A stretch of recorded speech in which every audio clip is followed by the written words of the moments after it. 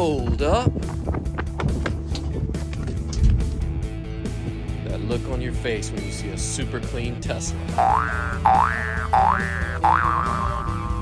That's hilarious.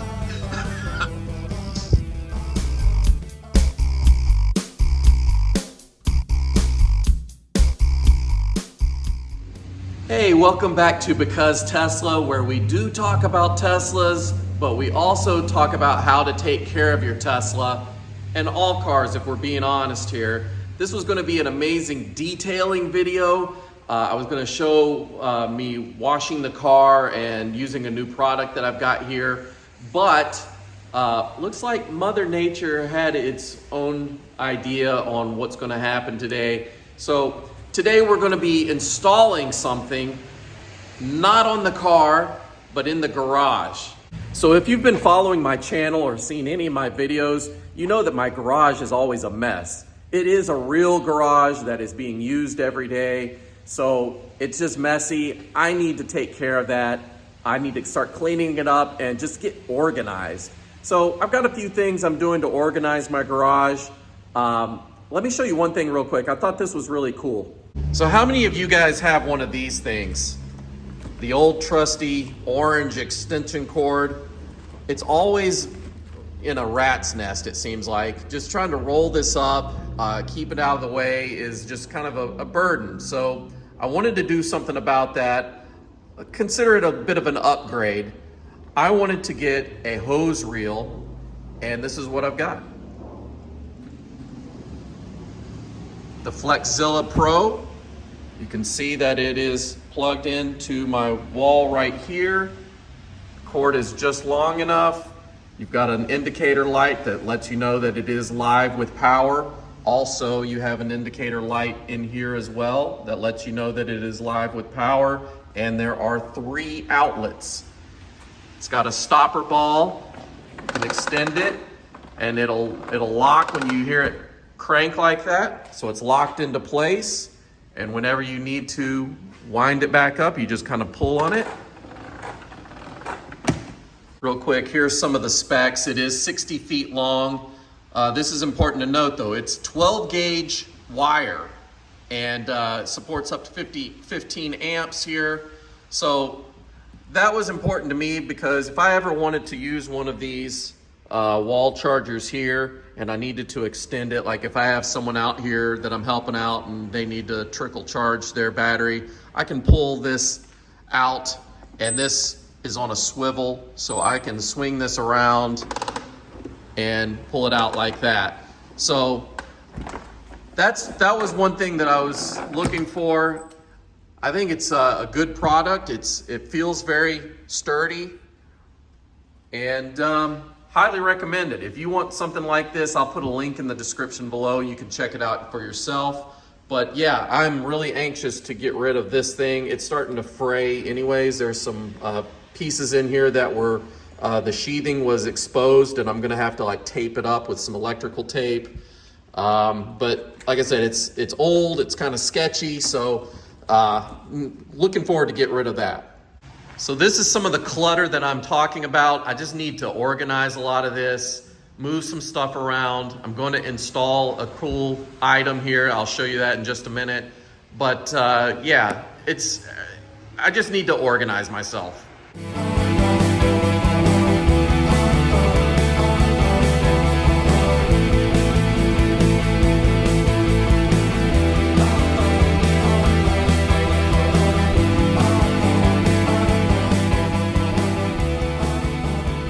All right, it's starting to look a lot better over in this corner here. Let's take a look at what we're gonna do today. So if you're into car detailing, you know that one of the biggest problems that you have to deal with is water spots. Now, here where I live at my house, we do have hard water, and hard water is the main thing that causes water spots. A lot of people don't realize that. They think just leaving their car out in the sun after they wash it is the cause. It's really the hard water that is leaving mineral deposits on top of the paint that causes that, spotting to occur. So the main way that you can get rid of water spots is to soften the water somehow. The best way to do that though you could either use a reverse osmosis type of filter, or you can use deionized water to filter that water to make it a spot-free rinse. So today we're going to be installing a deionized water filter system, and that way I can connect it to my pressure washer and have a spot-free final rinse. So I've used other type of inline water filters before, hoping that it would clear up some of the water spots left on the car, and they never seem to really do a good job. So what I'm using now is a system from CR Spotless, and this kit has everything you need. It's got the tools there for the filters. These are the filter canisters in here. It even has a meter on here that tells you when you need to change your filters. So I think I'm going to go ahead and install it over here near my spigots. So I do have hot and cold water. You're only going to be able to use the filter and my pressure washer as well with cold water.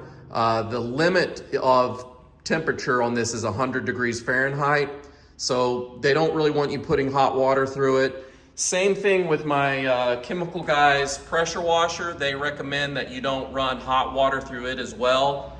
I think it just probably messes up some of the internal stuff. Not exactly sure about everything about that, but that's what they recommend. So I do have a separate hot water line here that I can use in the winter time if I just need to knock some ice off the car. That's what I mainly use that one for.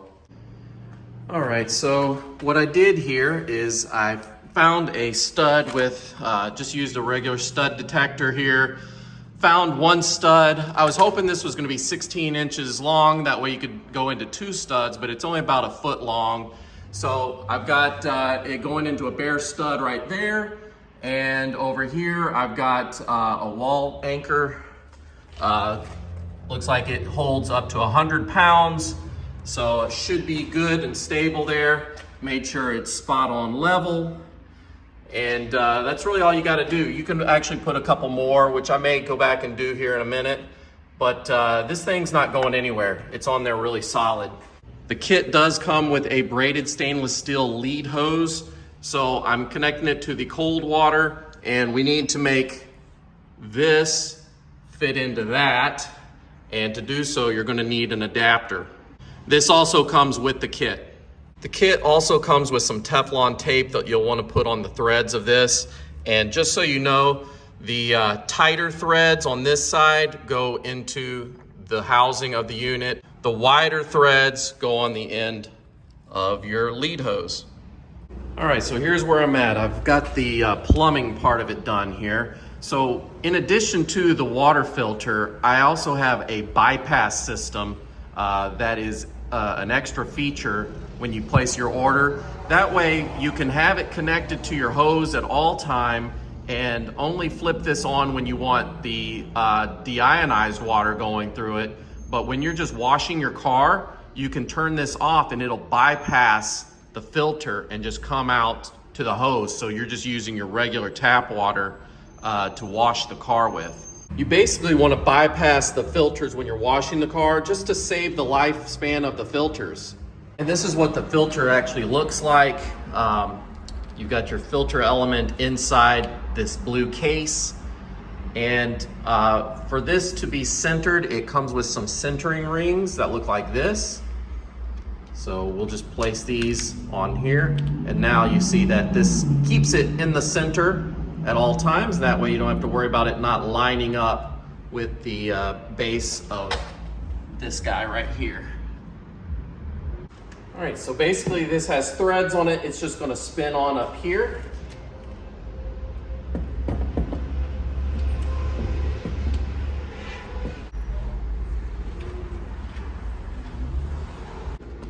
Now to get this tight, it does come with a wrench.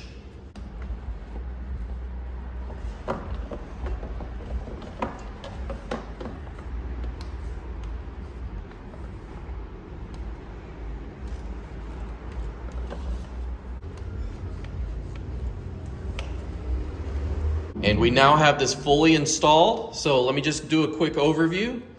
I've got water coming from my cold spigot through this lead hose into the splitter. I've got it right now, directed, this one's turned off and this one's open, so it goes into the filter. It comes in and then out through here. I've got this one shut off and this one open. So it goes out through my lead hose here into my hose reel, which goes into my pressure washer, where I can pressure wash the car with Spotless water. It's deionized water. When I'm washing the car though, and I don't need the Spotless feature, I can just shut this off and open this one to where it now shuts off the connection here and goes over here, bypasses the filter altogether, and then goes out through this line here. So I'm doing a spot-free rinse on the car, and the way this is supposed to work is if you were to just hose it off and just leave it out here, this will all evaporate and it will not leave water spots on the car because it removes all the minerals that is in tap water that will cause the water spots in the first place.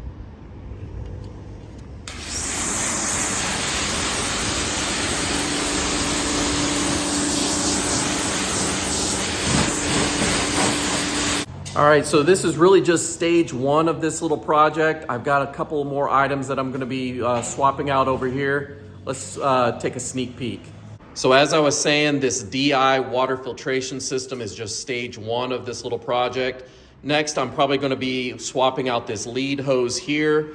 I've got a FlexZilla hose that is going to take its place, but it has the wrong type of connector on one of the ends, so I'm gonna need to get an adapter for it. So I'll do that. Then I'm gonna replace this old hose with also a FlexZilla hose. Not sure if I'm keeping this one on this reel or if I'm putting the FlexZilla on this one or a different type of reel. Got to figure that out, but that's going to be coming along, you know, to the chemical guy's pressure washer. And I've been using this quite a bit lately, and I really enjoy it. It's not the most powerful pressure washer on the market. It's not even the best value for the money. There probably are better ones out there, but I do enjoy this one quite a bit. Even though I've got the cable all bundled up there, that's a 35-foot cable, but it's just kind of a pain to wad it back up and tie it up when I could just connect it to this hose reel and call it a day. That's life skills there. Another thing I'm gonna be working on is my air compressor. Trying to find a place for it. I'm thinking logically it would probably be better on this side. That way I can use this outlet here to power it. So I can maybe have my air compressor stuff on this side, my water on this side. A lot of things to play around with, so stay tuned. And I found a male-to-male coupler that I put on here so I can attach my FlexZilla hose. Kind of wrapped it around here and it's into my hose reel. Next step would be to move this guy over here.